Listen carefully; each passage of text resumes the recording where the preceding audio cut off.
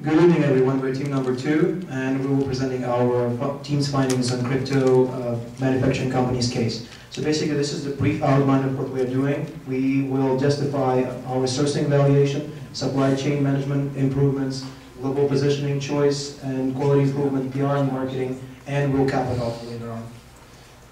So currently, our sourcing evaluation, one of the strategic decisions that we've made is we decided to stay in China and retain all the benefits of this region, which we'll describe more in detail later on.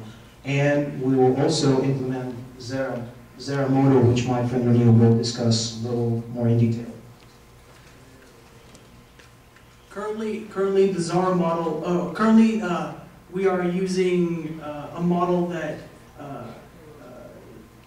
help me out real quick. Zera is basically the model in which you source the products with highly volatile demand and outsource the product with seasonal but predictable demand to supply constant jobs for your suppliers. Okay. Yeah. And after the Zara model, I'll be talking about the supply chain management.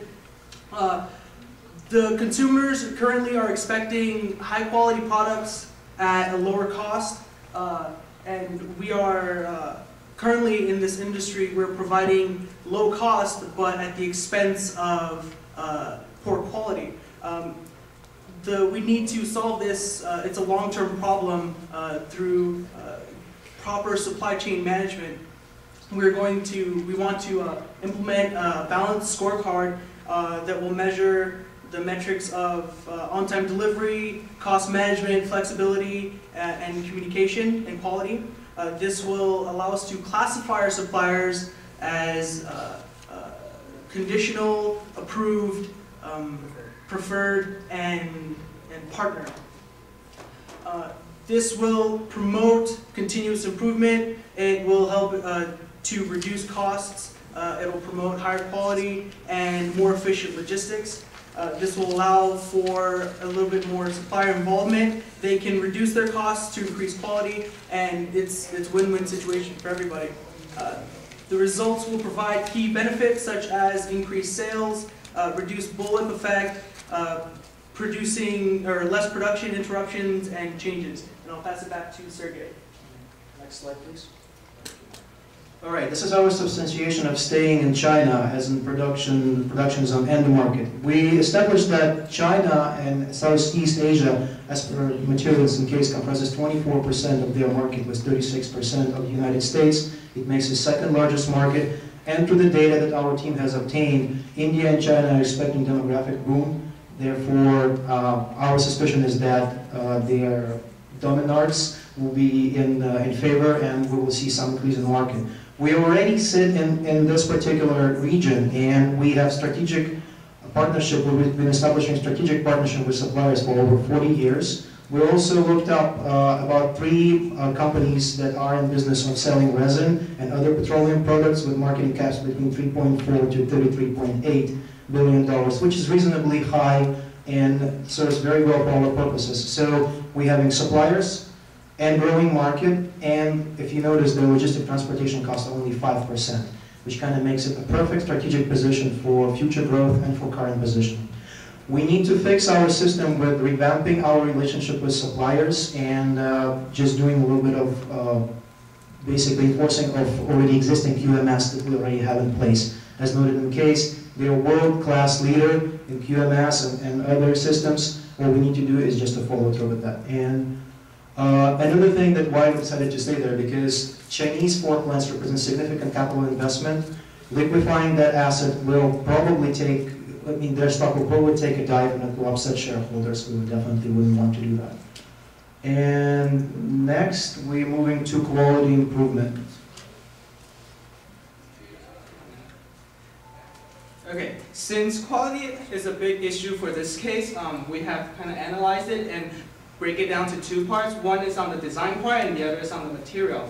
So the design part, we're not talking about the actual design of the product itself, but the design of the process. See, when we talk about that small parts breaking off and kids could swallow it, we don't want to just say it's the manufacturer's fault, and we want to actually take some of the blame and see what we can do about it. So we want to actually try to make a simpler manufacturing process so that there is a less chance for them to make a mistake on it. And then after that, we also want to make sure that we have enforced our CPM standards so that everything should be the way we set it up. And through this way, we can actually implement total quality management, because this way everything is built into the process instead of we do auditing later. That's not going to work. And also for material part, we are suggesting a supplier quality assurance program. This is a program that implements Joanne's 9 steps of supplier quality assurance and into our case. So basically, we have everything from understanding the predefined quality requirements all the way down to create and use supplier quality ratings. This way we can actually help our suppliers to make the right choice, and we can actually work with them along the way. And I will pass it on to Sandra with PR and marketing.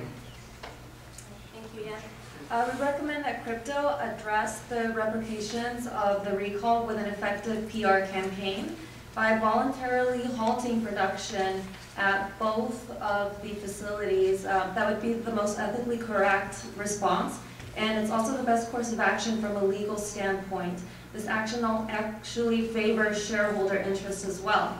Crypto will proactively communicate quality improvement plans to the External and Independent Monitoring Committee, CIMCO.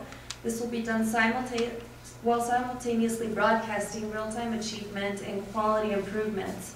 And crypto is the largest manufacturer of diamond hearts in the US, so we will allocate PR campaign resources with this in mind. And finally, crypto will continue to champion quality standards through the supply chain for all product lines. To wrap it up, our strategic decisions as of now, we're staying in China and maintaining our strategic advantage both for growth and for current relationship.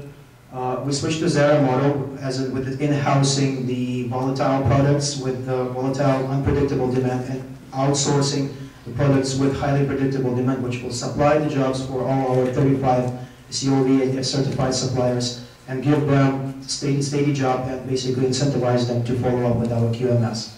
And the last thing, we will make it very transparent for everybody involved, for all the stakeholders. And we will evaluate for every 1 to 2 years as is the product life cycle for every product. So we will reassess and re-implement that on a continuous basis. Thank you.